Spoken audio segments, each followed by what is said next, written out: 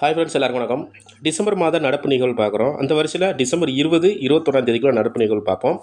First பார்த்தீங்கன்னா, Bharatiya அந்தரிக்ஷா station என்னும் இந்திய ஆய்வு மையத்தை விண்வெளியில் நிறுவ இஸ்ரோ திட்டமிடப்பட்ட ஆண்டு எப்போனா 2035. சரிங்களா?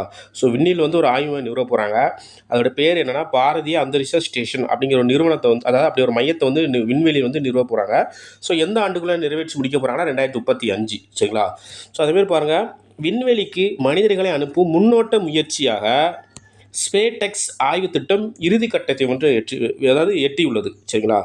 ஸ்பேடெக்ஸ் அப்படிங்கிறதோட மீனிங் என்ன பார்த்தீங்கன்னா, ஸ்பேஸ் டாக்கிங் எக்ஸ்பெரிமெண்ட். சரிங்களா?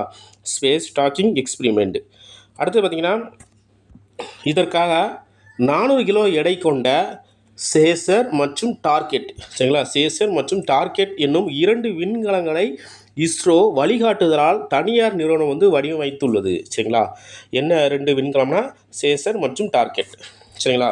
இந்த இரட்டை விண்கலங்கள் PSLV C-60 ராக்கெட் வாயிலாக ஸ்ரீஹரிகோட்டாவில் உள்ள ஏவுதளத்தில் இருந்து விண்ணில் செலுத்த உள்ளது. சரிங்களா? எதன் மூலமான PSLV C-60. சரிங்களா? அடுத்தது பார்த்திங்கன்னா, புவியிலிருந்து சுமார் 700 கிலோமீட்டர் தொலைவில் வெவ்வேறு சுற்றுவட்ட பாதையில் வந்து நிலைநிறுத்தப்பட உள்ளன. எத்தனை கிலோமீட்டர்னா 700 கிலோமீட்டர். சரிங்களா? அடுத்தது பார்த்திங்கன்னா, 2வது கொஸ்டின், குடியரசு துணைத் தலைவரை பதவி நீக்குவதற்காக அரசமைப்பு சட்டத்தின் 67B கீழ் கொண்டு வரும் தீர்மானம் 14 நாட்களுக்கு முன் நோட்டீஸ் அளிக்கப்பட வேண்டும். சரிங்களா? அதாவது ஒரு குடியரசுத் தலைவரோட பதவி நீக்கம்னா என்ன செய்யணும்னா, அவருக்கு வந்து 14 நாளுக்கு முன்னாடியே அவருக்கு வந்து நோட்டீஸ் வந்து அனுப்பியிருக்கணும். ஸோ எதை கொண்டுனா 67B. சரிங்களா? ஆர்டிக்கல் 67Bயின் கீழ் கொண்டு வர வேண்டும். சரிங்களா? அடுத்தது 3வது, ஒரே நாடு ஒரே தேர்தல் இரு மசோதாக்களை ஆய்வு செய்வதற்கான நாடாளுமன்ற கூட்டுக்குழுவின் தலைவராக முன்னாள் மத்திய அமைச்சரும் பாஜக எம்பியுமான BB சௌத்ரியை வந்து நியமனம் செஞ்சுருக்கிறாங்க. சரிங்களா?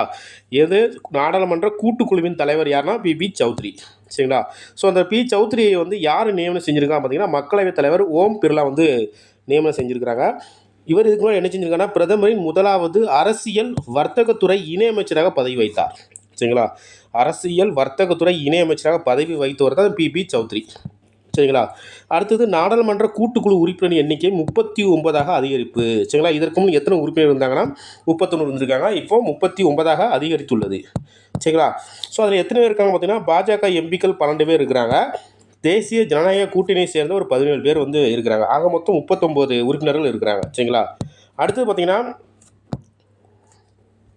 மத்திய அரசு சார்பில் புதிய பாரத எழுத்தறிவு திட்டம் 2022 அறிமுகம். சரிங்களா?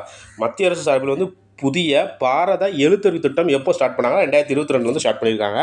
ஸோ இதில் என்ன சொல்லிட்டு பார்த்தீங்கன்னா, அதாவது தேசிய கொள்கை எப்போ கொண்டு வந்தாங்கன்னா 2020 கொண்டு வந்தாங்க. ஸோ அதை அடிப்படையில் வந்து 2027ஆம் ஆண்டுக்குள் 5 கோடி பேருக்கு வந்து கல்வி கற்பிக்கணும் அப்படின்னு இலக்கு நிர்ணயிச்சிருக்கிறாங்க.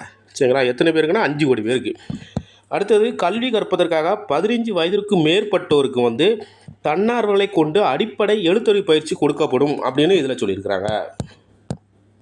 அடுத்தது 5வது, கன்னியாகுமரியில் அமைக்கப்பட்டுள்ள திருவள்ளுவர் சிலையை பேரறிவு சிலையாக கொண்டாடுவோம் என முதல்வர் திரு மு.க. ஸ்டாலின் அவர்கள் அழைத்திருக்கிறார். சரிங்களா? அறிவுறுத்திருக்கிறார். எப்படின்னு சொல்லியிருக்காங்கன்னா, திருவள்ளுவர் சிலையை வந்து பேரறிவு சிலையாக கொண்டாடுவோம் அப்படின்னு சொல்லியிருக்கிறாங்க. மாநில சிலை அமைத்து இதுவரை 25 ஆண்டுகள் ஆகிறது. சரிங்களா? அந்த சிலை அமைத்து இதுவரை எத்தனை ஆண்டுகள்? 25 ஆண்டுகள் ஆகின்றது. ஸோ இதில் வந்து ஒரு இலச்சினை வந்து வெளியிட்டிருக்கிறாங்க. எப்படின்னா, வள்ளுவம் போற்றுதும் வெள்ளி விழா 25 என தலைப்பிட்டு வள்ளுவர் சிலையுடன் இலச்சினை வடிவமைக்கப்பட்டுள்ளது. சரிங்களா? ஒரு இலச்சினை வடிவமைக்கப்பட்டிருக்கு. ஸோ அதை சுற்றி எப்படின்னா, வள்ளுவர் போற்றுதும் வெள்ளி விழா 25 அப்படின்னு தலைப்பிட்டிருக்கிறாங்க. சரிங்களா? அடுத்து பார்த்தீங்கன்னா, 6வது கொஸ்டின், ஆயுள் மற்றும் மருத்துவ காப்பீடுகளுக்கு விதிக்கப்படும் GST தொடர்பான விவரங்களை முழுமையாக ஆராய்வதற்கு பீகார் துணை முதல்வர் சாம்ராட் சௌத்ரி தலைமையில் 13 பேர் கொண்ட அமைச்சரவை வந்து GST கவுன்சில் அமைத்துள்ளது. சரிங்களா? ஸோ ஆயுள் காப்பீட்டும் மருத்துவ காப்பீட்டுக்கும் அதுபோல் GST பற்றி முழுமையாக ஆராயணும் அப்படின்ட்டு பீகார் துணை முதலமைச்சர் யாருன்னா சாம்ராட் சௌத்ரி, அவங்க தலைமையில் ஒரு 13 பேர் கொண்ட ஒரு அமைச்சரவை குழு வந்து அமைச்சிருக்கிறாங்க. சரிங்களா? அடுத்தது, உணவு திருவிழா சமீபத்தில் எந்த மாநிலத்தில் நடைபெற்றதுன்னா தமிழ்நாடு. சரிங்களா? தமிழ்நாட்டில் எங்கன்னா மெரினால. ஸோ இது வந்து ஒரு 2 கோடி இலக்கு வந்து நிர்ணயிச்சிருக்கிறாங்க. சரிங்களா? 2 கோடி இலக்கு நிர்ணயிச்சிருக்கிறாங்க. அடுத்து 8வது கொஸ்டின் பாருங்கள், 2023 அறிக்கையில் உலகம் முழுவதும் ஊழல் அதிகரித்து வருவதால் ஊழல் நிலையில் மொத்தம் 180 நாடுகளில் இந்தியாவின் நிலை எவ்வளோ பார்த்தீங்கன்னா 93. சரிங்களா? மொத்தம் 180 நாடுகள் வந்து இந்தியா ஊழல் பட்டியலில் வந்து 93 இடத்துல இருக்குது. சரிங்களா? ஸோ அதை அறிவித்த நிறுவனம் எதுனா டிரான்ஸ்பரன்சி இன்டர்நேஷனல் மூலமாக அறிவிச்சிருக்கிறாங்க. ஊழல் ஒழிப்பு சட்டம் வந்து 1988. ஸோ அது எத்தனை பிரிவுனா பிரிவு 7 கீழ் ஊழல் என்பது குற்ற செயல் அப்படின்னு சொல்லியிருக்கிறாங்க. சரிங்களா? ஏன்னா 7 கீழ் ஊழல் என்பது குற்ற செயல்னு சொல்லியிருக்கிறாங்க. ஊழல் தடுப்பு சட்டம் எப்போது கொண்டு வரப்பட்டது பார்த்திங்கன்னா 1988 செப்டம்பர் 9 கொண்டு வந்திருக்கிறாங்க. சரிங்களா? இந்த சட்டம் தொடங்கிய காலத்தில் தான் ஜம்மு காஷ்மீர் தவிர இந்தியா முழுமையும் நடைமுறைப்படுத்தப்பட்டது. சரிங்களா? ஸோ அவ்வளோதான். தேங்க்யூ.